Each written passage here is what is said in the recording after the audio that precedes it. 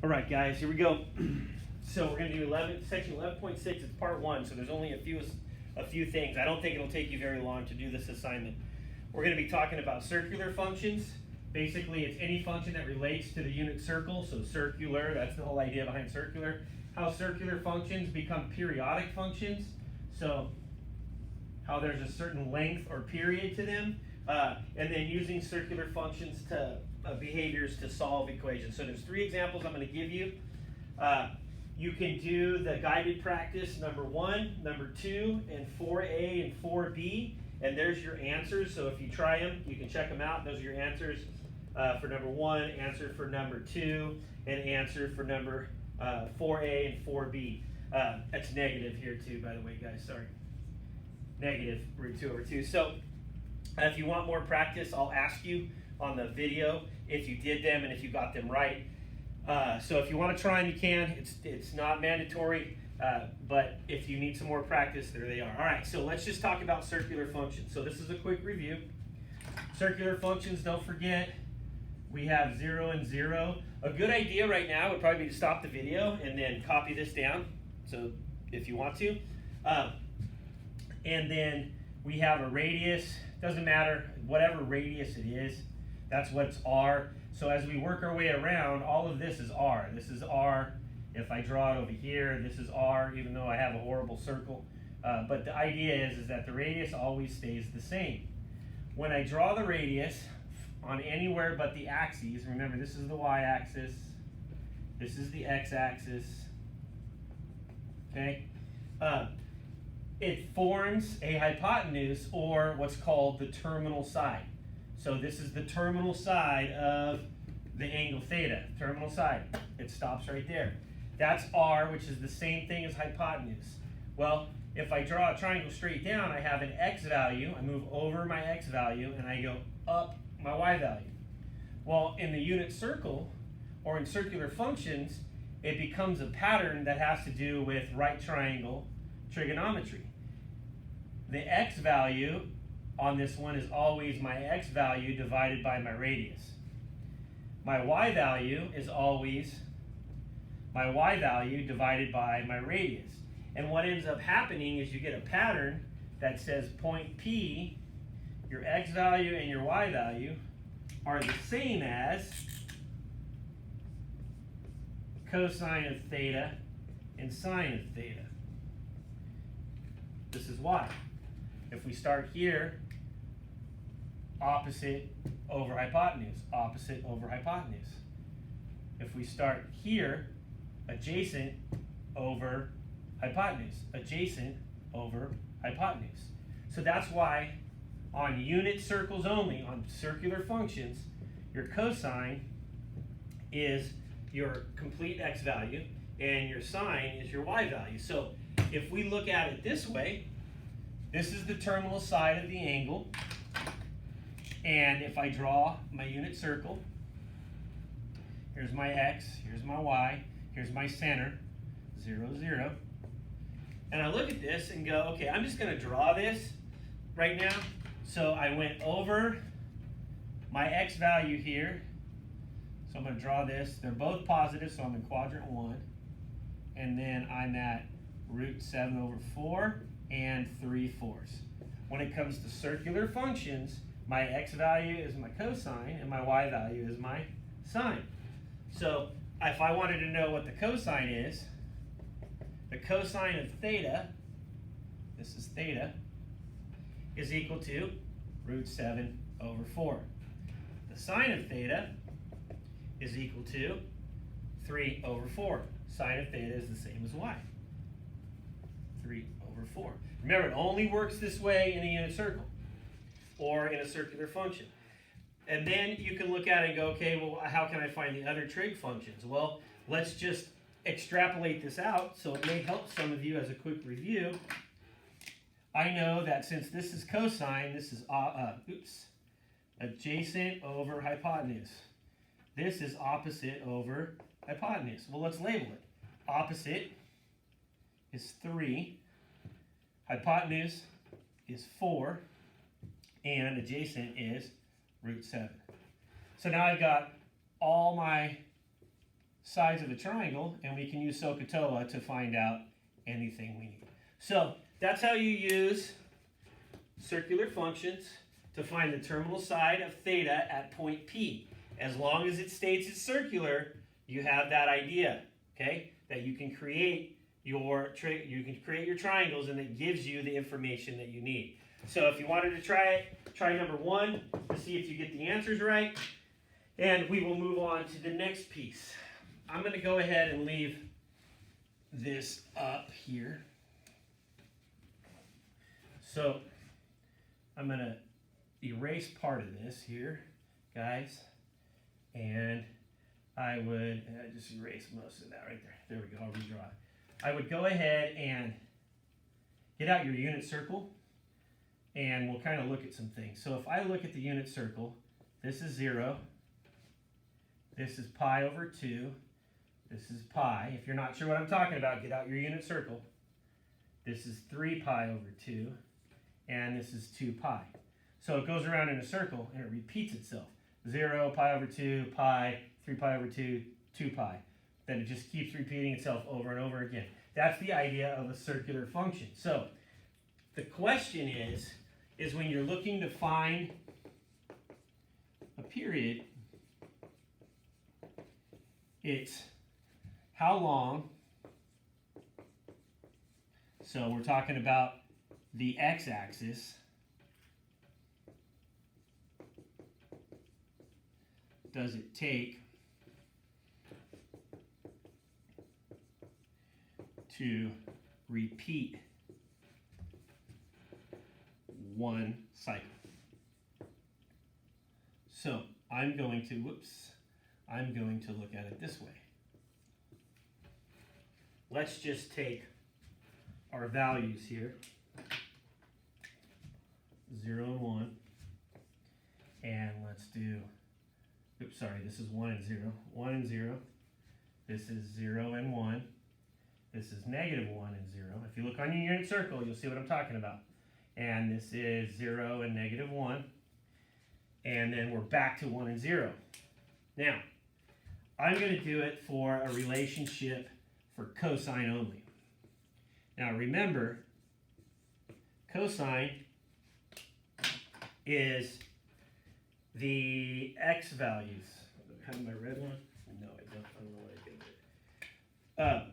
So they're my x values. So I'm going to circle my x values here. I got 1, I got 0, I got negative 1, and I got 0, and I'm back to 1 again. And the distance around, remember distance, how long, this can be considered distance. How long does it take to repeat a pattern? Well, the length of a circle is measured in radians. So let's put it on a graph here. And at 0 radians, remember this is in radians here. So my radians is on my x value. So this is x and this is my radians. At 0, my value is 1. So I put a dot right there. If I start moving, if I move pi over 2, my cosine value, this is my cosine.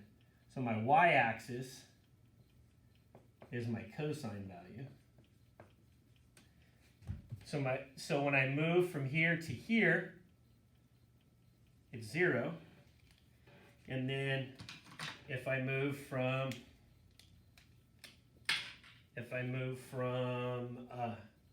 let's see here, where are we at? Pi over 2. If I move to pi, my value is negative 1. My cosine value, remember this is cosine value, it's a negative 1. If I move to 3 pi over 2, the value is back at 0. And then if I move to 2 pi way out here, my value is 1 again. Well, even if you're not sure what this graph looks like, let's just connect the dots. You can connect the dots and make it work, or I'll just show you what it looks like. This graph actually does this.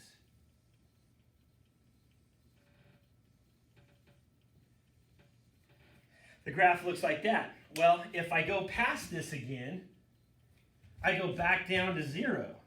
So the length that this thing takes to repeat itself is just the distance from its start to one cycle. So this period is 2 pi.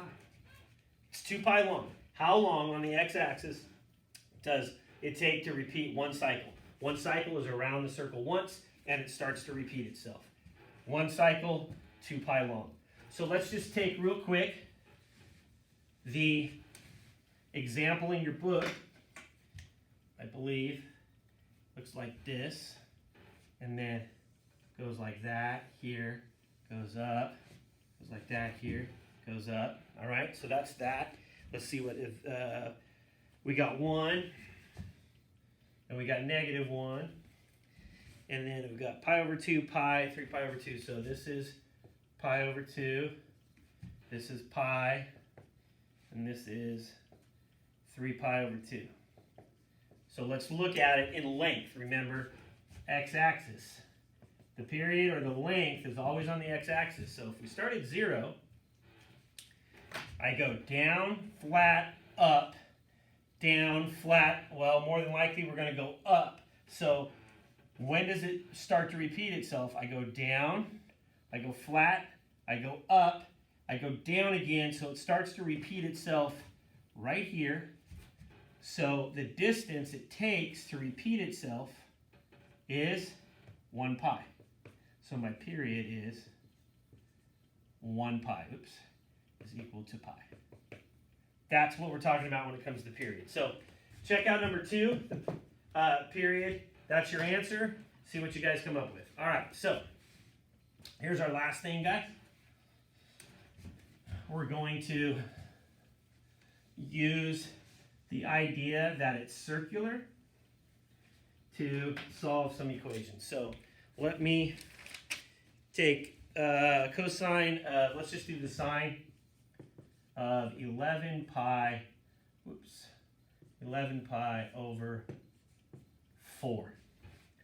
So we look at this, they want the sine of 11 pi. Pi tells you it's the measurement. So if we look at this, we're like, okay, well, I don't know where 11 pi over 4 is. Don't worry, remember it's 0, and this is 2 pi. But we also know it's 0 degrees and 360 degrees. So let's just kind of look at this then. Well, I don't know what to do. Convert radians to degrees.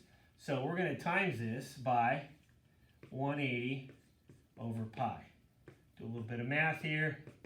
I do not know what that is. It's going to end in a 5, so that's 5. I don't know. Somebody do the math for me. I don't know what it is off the top of my head. So that's 90. That's 45. What's 11 times 45? 10 times 45 is 495 degrees. 495 degrees. Somebody check my math, make sure I'm right there, but I'm pretty sure that's it. Because there's 10 45s is 450 plus one more for the 11. That gives me 495 degrees. So let's look at that. So I can look at it this way and go, I still don't know where that is. But I can subtract 360 from it. Remember coterminal angles? And what we're really looking at is we got a 5, we got a 3, we got 135 degrees. So the sine of 11 pi over 4 is really the equivalent of the sine of 135 degrees. Because they're coterminal angles, I subtracted 360, I can find it using the unit circle. Well, where's 135 degrees? 135 degrees is right here. So this is my terminal side. So basically what happened was, is I started here, I went around once, and then I went around a whole nother turn, and I ended up here because 495 degrees is the same, is coterminal to 135 degrees. So if I draw this, and my triangles here, my reference angle is 180 minus 135, which gives me 45 degrees. If I use my special right triangle, I have a 1, and a root 2. And so now my opposite and my adjacent and my hypotenuse by special right triangles. Don't forget to find your reference angle. 180 minus 135 gives me 45. I use my special right triangles. And they wanted sine, which is opposite over hypotenuse. So the sine of 135 degrees is equal to 1 over root 2, or root 2 over 2. Either answer works, and it is also the same answer for sine of 11 pi over 4.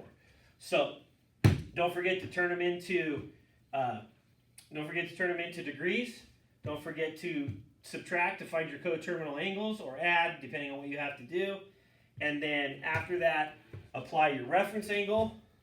Once you find your reference angle, you can use your unit circle, or you can use special right triangles every single time. And if you want to try 4A and 4B, it's right there. Other than that, that is for your assignment 11.6, the first part of it, and we will see you soon.